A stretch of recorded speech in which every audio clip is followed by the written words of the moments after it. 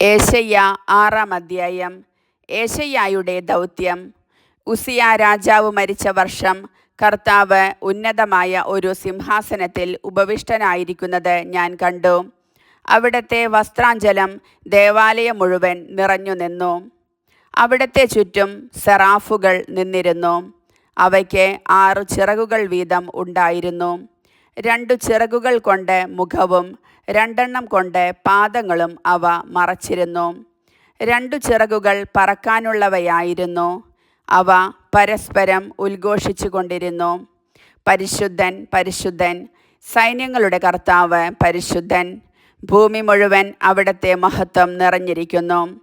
അവയുടെ ശബ്ദഘോഷത്താൽ പൂമുഖത്തിൻ്റെ അടിസ്ഥാനങ്ങൾ ഇളകുകയും ദേവാലയം ധൂമപൂരിതമാവുകയും ചെയ്തു.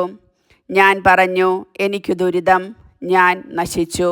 എന്തെന്നാൽ ഞാൻ അശുദ്ധമായ അധരങ്ങളുള്ളവനും അശുദ്ധമായ അധരങ്ങളുള്ളവരുടെ മധ്യേ വസിക്കുന്നവനുമാണ്. എന്തെന്നാൽ സൈന്യങ്ങളുടെ കർത്താവായ രാജാവിനെ എൻ്റെ നയനങ്ങൾ ദർശിച്ചിരിക്കുന്നു. അപ്പോൾ സെറാഫുകളിലൊന്ന് ബലിപീഠത്തിൽ നിന്ന് കൊടിൽ കൊണ്ട് എടുത്ത ഒരു തീക്കനലുമായി എൻ്റെ അടുത്തേക്ക് പറന്നു വന്നു. അവൻ എൻ്റെ അധരങ്ങളെ സ്പർശിച്ചിട്ട് പറഞ്ഞു, ഇത് നിൻ്റെ അധരങ്ങളെ സ്പർശിച്ചിരിക്കുന്നു. നിൻ്റെ മാലിന്യം നീക്കപ്പെട്ടു, നിൻ്റെ പാപം ക്ഷമിക്കപ്പെട്ടിരിക്കുന്നു. അതിനുശേഷം കർത്താവ് അരുളി ചെയ്യുന്നത് ഞാൻ കേട്ടു. ആരെയാണ് ഞാൻ അയക്കുക? ആരാണ് നമുക്ക് വേണ്ടി പോവുക? അപ്പോൾ ഞാൻ പറഞ്ഞു, ഇതാ ഞാൻ, എന്നെ അയച്ചാലും. അവിടുന്ന് അരുളി ചെയ്തു, പോവുക. ഈ ജനത്തോട് പറയുക, നിങ്ങൾ വീണ്ടും വീണ്ടും കേൾക്കും, മനസ്സിലാക്കുകയില്ല. നിങ്ങൾ വീണ്ടും വീണ്ടും കാണും, ഗ്രഹിക്കുകയില്ല.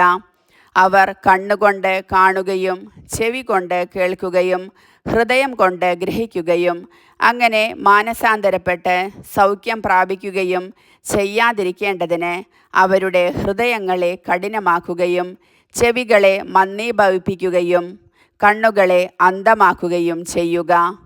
കർത്താവേ, ഇത് എത്ര നാളത്തേക്ക് എന്ന് ഞാൻ ചോദിച്ചു. അവിടുന്ന് അരുളി ചെയ്തു, നഗരങ്ങൾ ജനവാസമില്ലാതെയും ഭവനങ്ങൾ ആൾപ്പാർപ്പില്ലാതെയും ശൂന്യമായി ദേശം മുഴുവൻ വിജനമായി തീരുന്നതുവരെ കർത്താവ് ജനത്തെ വിദൂരത്തേക്ക് ഓടിക്കുകയും ദേശത്തിൻ്റെ മധ്യത്തിൽ നിർജ്ജന പ്രദേശങ്ങൾ ധാരാളമാവുകയും ചെയ്യുന്നതുവരെ. അതിൽ 1 അവശേഷിച്ചാൽ അവ വീണ്ടും അഗ്നിക്കിരയാകും.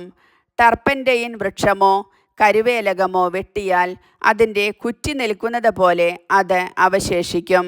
ഈ കുറ്റി ഒരു വിശുദ്ധ ബീജം ആയിരിക്കും. കർത്താവിൻ്റെ വചനം.